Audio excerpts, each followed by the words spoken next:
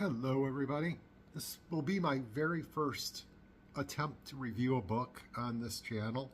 So so it's not going to be great the first time, but we're going to give it a try. And I know I should have something. To do a booktube channel, I should have like books in the back of me, but I read stuff on e-readers. It's because after I reached age 50, publishers started publishing books with fuzzier fonts. I'm blaming it on the publishers. It's certainly not me getting older or anything.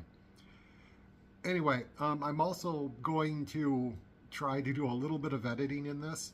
So if I make a gesture like this, that means I'm marking it so that I can actually put something into this. I have no idea how well it's going to work out, but we'll give it a try. So, first thing, we're going to lay down some ground rules here, okay? I want to have a conversation in the comments of this, and in order to have a valid conversation, I don't want this to be a one-way lecture from me to you. You guys can tell me if you disagree with me, or if you agree with me, or if you have some other ideas. That's great. All opinions are welcome. You can even sit down in the comments and say that I'm an idiot, that I'm ugly, that everything like that, that my cat's tail was annoying, whatever. But also, be respectful of other people. There are no wrong opinions when it comes to books. So, be nice. Just be polite. So, by the way, I actually made notes for this, so I actually have some idea what I'm going to say. So, now the next thing I want to do is I want to do an introduction to the book that we're going to be reviewing. We're going to be reviewing Finders Keepers by Stephen King, since I just finished reading that book. I probably should go over the plot first, because I'm sure a lot of people haven't read the book yet. It's the second book in the Bill Hodges trilogy of novels, they're not really horror novels, they're not really detective novels. In all honesty, they kind of feel more like hangout novels, to be honest with you, but I rather like them. The overall plot of this book is, in 1978, there's an author named John Rothstein. Think of him sort of like a J.D. Salinger. John Rothstein had written a trilogy of books about a character called the Runner, and the character's name was Jimmy Gold. But it was the runner. The runner goes to war, and the runner slows down. Think of it as if J.D. Salinger had continued writing The Catcher in the Rye after the first book. In 1978, he had been retired for 16 years, and had not published anything else after the third Runner book. One day, his home is broken into by a character named Morris Bellamy. Morris Bellamy kills John Rothstein because Morris is very unhappy about the way that the Jimmy Gold novels had ended, because he felt that Jimmy Gold had sold out and had become sort of like a less than what he wanted. He steals John Rothstein's money that he had in his safe, as well as transcripts for unpublished novels, because it was kind of an open secret that John Rothstein had continued writing, even beyond when he retired. And it was and Morris Bellamy hopes that there's a book finishing the trilogy that has a different outcome for Jimmy Gold in it. Unfortunately, after he steals the transcripts, he tries to tell his friend Andrew Halliday, who is just opening up a rare bookstore, that he has these transcripts. And Andrew Halliday says, "Hey, don't bring them to me yet, because one, I don't have anybody that can buy them, and two, everybody knows John Rothstein was just killed, so I'm not going to touch these things with a 10-foot cord." So Morris Bellamy becomes angry, goes on a bender, rapes a woman, and is sent to prison, supposedly for life. We flash forward to 2009 in the aftermath of the Great Recession. A character named Brady Hartsfield in the last book ends up running over a lot of job seekers early in the morning with a car. He hurts a lot of people. One of the people he hurts is named Tom Saubers. Basically, both his legs are broken. I believe his pelvis is broken. He has a lot of really serious medical problems that ends up causing him serious financial hardship for him and his family. And so and then we flash forward again to around 2010.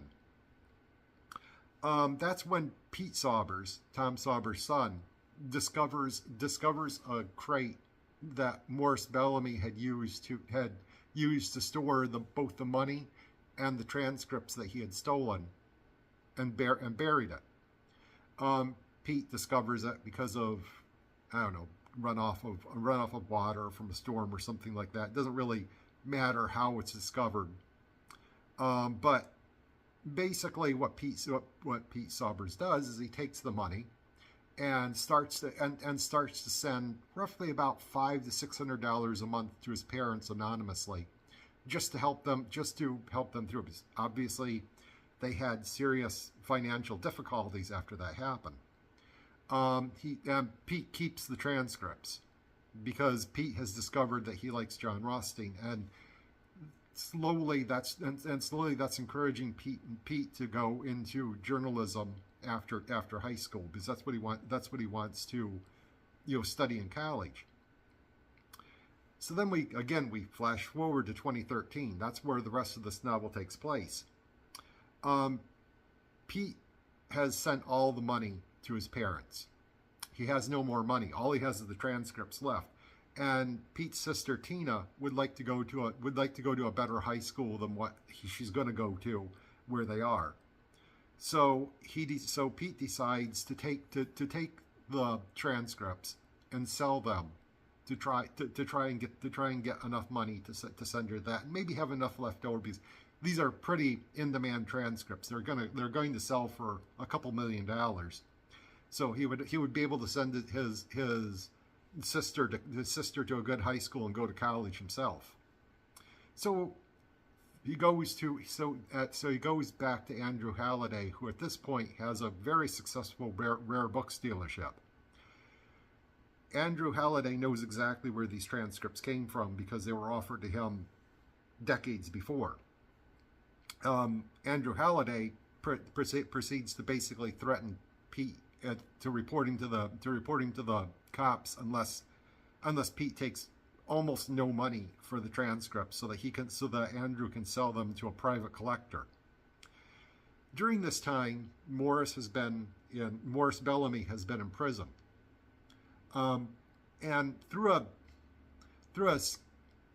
let's put it this way, he basically lies his way to say, well, I found God, I'm a good person, I'm a changed person. He's not. And he gets allowed to be out of jail, go and leave prison. Nobody so it's basically as soon as Morris leaves prison, he immediately goes to Andrew Halliday, thinking, well, he immediately goes to try and dig up his transcripts that he had buried in this trunk. He discovers that, well, his trunk's no longer there, and both the money and the transcripts are gone. So he just assumes that it must have been Andrew Halliday that dug it up. He immediately goes to Andrew Halliday, discovers that Andrew Halliday is discussing buying these transcripts from Pete Saubers. So he kills Andrew Halliday, and then lays a trap for Pete to kill him and take the transcripts. So basically, it ends up and we're going to do spoilers in these things because there's no other way to actually try to discuss the themes of a book unless we get into spoilers. In the end, Pete has to burn the transcripts, and Morris Bellamy burns to death by trying to grab the transcripts while they're burning. So I mean, it's not the world's best thing. It's a pretty ugly ending for Morris, which is exactly what he deserves. I mean, he's a rapist. He's a multi-murderer. He's a really sick person. So that's the basic plot of this book. I'm like I said, I'm kind of skirting over a lot of the plot. I mean, it's a 500-page novel, and I just summed it up in about 5 minutes at the most. There's a lot in there, and I really do suggest reading this book because it's really good. Even if you know the ending, it's still a very good book. So, next section, we're going to list off the characters. We have Morris Bellamy, the horrible serial killer rapist. We have Andrew Halliday, which is his friend, and later on, rare books shop owner. We have Pete Saubers, who's the main character in this, who's roughly about a 15 to 17-year-old kid. He's actually a really good guy. Tina Saubers, Pete's sister, that he wants to send to a good high school. And then the other ones are the Bill Hodges, Holly Gibney, and Jerome Robinson of all these Bill Hodges books.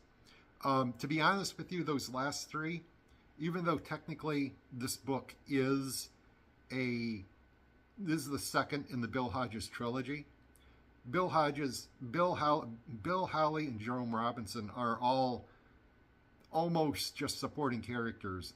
They could have been completely taken out of this book, and the book would have remained the same, which kind of tells me that maybe Stephen King had this book written and he just wanted to publish it, and so he just added those characters in as a sprinkling to make it part of the series. I don't know why. I mean, I'm sure Stephen King could probably get a book published if he really felt like it, but it is what it is.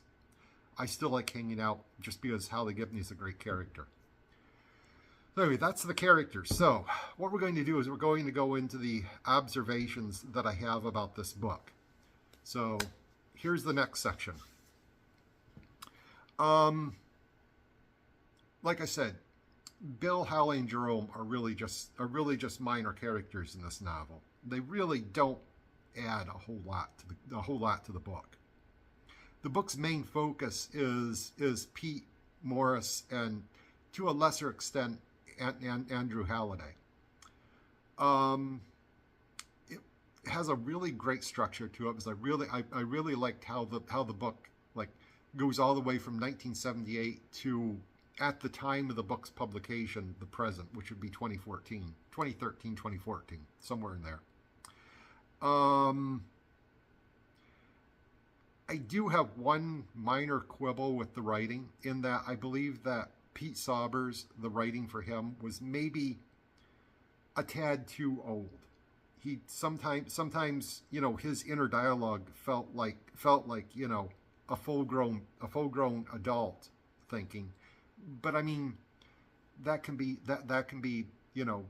excused by the fact that let's face it, it's being written by Stephen King, who is far removed from being a 17-year-old boy at this point. But that's really my only quibble with the way the book was written. So now what we're going to do, we're going to get into the meat of what I want to discuss. What is the book about? No writer sits down to write a 500-page novel, and the only thing it is about is the surface level plot. It is almost impossible for a writer to spend a year writing 500 pages, or I don't know, Stephen King, maybe that's like a weekend for him, I don't know. But I mean, nobody sits down and writes a 500-page novel and it has nothing to do with anything other than just the surface level plot. So what I really want to do is I really kind of want to try and figure out what the book is actually about. And probably the best way to do that is to just start subtracting parts of the book away, and just seeing and getting to the point where we can't subtract anything more. And then whatever's left is what the book's about. It's kind of like the same way that if you watch a horror movie and you really want to like analyze it, the best way to do that is to remove the horror elements from the movie, and what's left is what the movie is about. You know, for example, I'm trying to think of a good one. The Shining by Stanley Kubrick, not the bad television version, the actual good version. If we subtract out all of the ghosts, all of the ESP, the Shining nonsense, all that kind of stuff, what we're left with is a family that suffered massive trauma because the father is a recovering alcoholic and possibly abusive, depending on what theory you listen to, possibly abusive, possibly more than just physically abusive to the kid. But we won't get into that. But I mean, the thing is, what we end up with is a family that's stuck in one spot, can't leave the hotel because of the weather outside, and are going slowly insane because they hate each other. That's really what that movie is about. It's about family dynamics. It's about family. Sorry, I watched too much Red Letter Media. So let's start removing stuff from the book. Like I said, take Bill, Holly, and Jerome out of the book right away, because honestly, those characters could not have appeared at all in the book, and the book would have remained the same.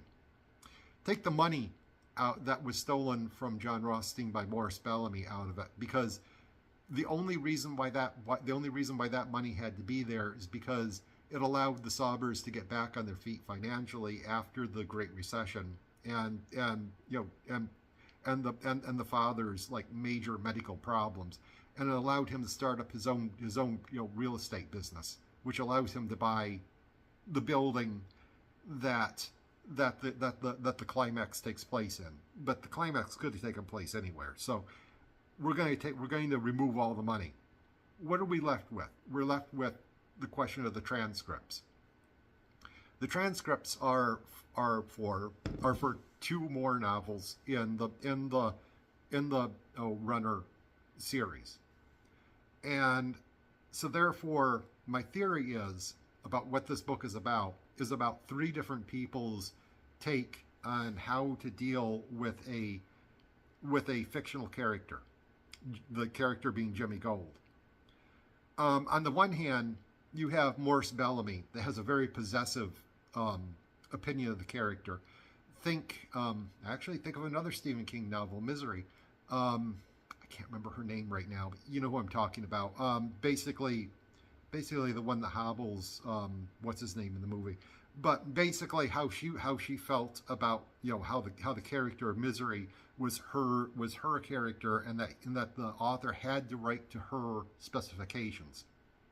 That's a very unhealthy way of looking at it. It's basically a parasocial relationship with a fictional character. I mean, if you're going to have a parasocial relationship, at least have it with an actual person. But some people do have parasocial relationships with continuing characters in books. I mean, heck, I almost have one with Holly Gibney in the other four novels in this series.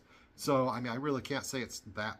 I really can't get down on people, but Morris definitely has serious problems because Morris sees himself in Jimmy Gold, and I'm pretty sure John Rothstein would not have written the character to be him. The second one is Andrew Halliday, who really doesn't care about books. He owns a bookstore. He owns a rare bookstore. He doesn't care about books. All he sees in books, and specifically these transcripts, is is dollar signs.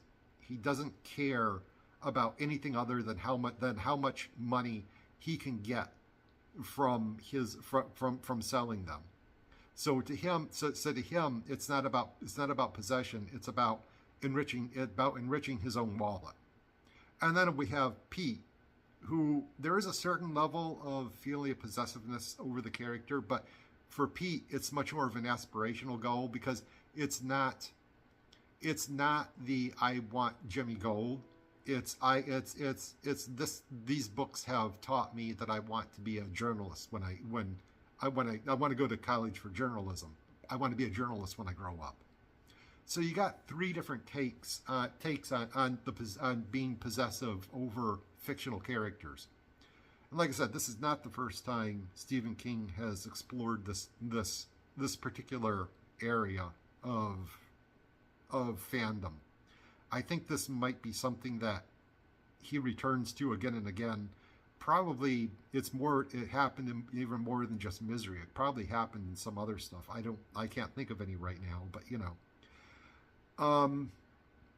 So I feel like the book is trying to have a discussion about the three different ways, and you know, a very unhealthy way, a very greedy way, and then maybe a more positive way. I think that on some level, that's what the book is trying to discuss. It's trying to discuss it's trying to show wrong ways and right ways to form parasocial relationships with ongoing characters in novels, or actually parasocial relationships with people on YouTube or television series or movies. It's not healthy, but it's usually not healthy. But if it inspires a person to make better of themselves, maybe it's okay. It's like there's also a recurring phrase from the books in question where Jimmy Gold's, like, apparently his catchphrase is "shit don't mean shit." I think it was important that one of the last uses of that in the book is Hallie Gibney turning to Jerome Robinson and saying, "Shit doesn't mean shit, but this shit does mean shit." Basically, yeah, most of the time, this stuff shouldn't matter to people as much as it does. But you know what? If it does, there are some things that do matter. And you know, if you can take something good out of a fictional character, that's what I think Stephen King wanted to get across in this book. But